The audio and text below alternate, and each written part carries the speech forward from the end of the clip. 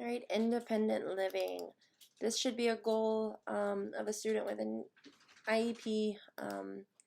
Obviously, sometimes that's not the end goal, and they do end up in assisted living facilities, but at the end of each day, this should be the goal that we try to reach for the students that are capable of it. And this one is just saying that due to the nature of ASD's behavioral features, that students with ASD often have difficulties with transitional periods and operating in everyday activities, resulting from challenges in coping with social behaviors, sensory information, and exhibiting appropriate social behaviors. So the goal of the IEP team is to work in goals that can help these students overcome their shortcomings and learn how to deal with the social aspect of life.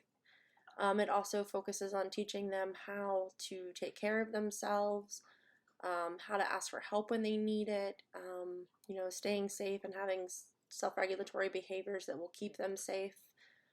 Again, this is, the goal that we would love to see for all ESE students that go through our public school systems. It's not, unfortunately, attainable for all 100% of the students, but for a greater population, there is, the true feeling that some of them can be very successful living independently.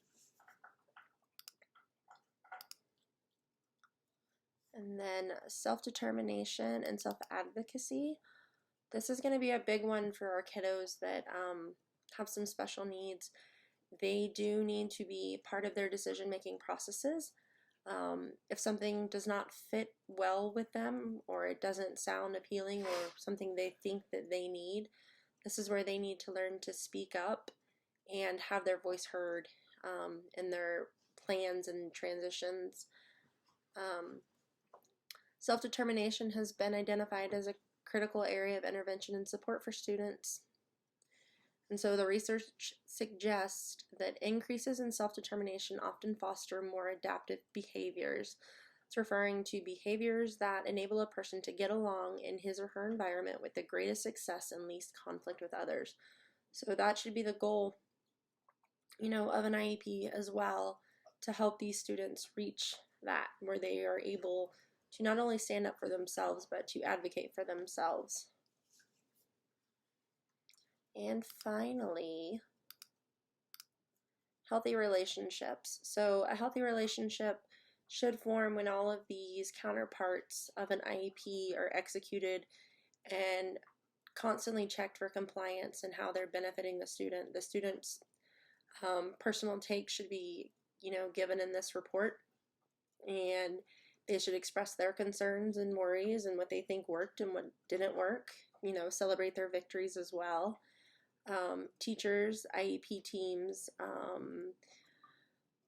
bosses, co-workers, anybody working with the student should have the opportunity to voice their concern or celebrate little victories along the way. So it's this whole support system that will help the student or students maintain healthy relationships.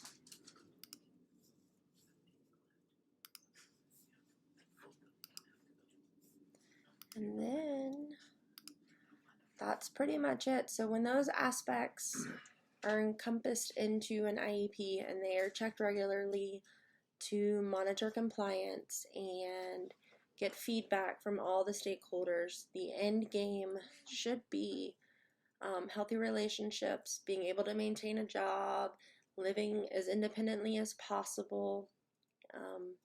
So that's that. Thank you.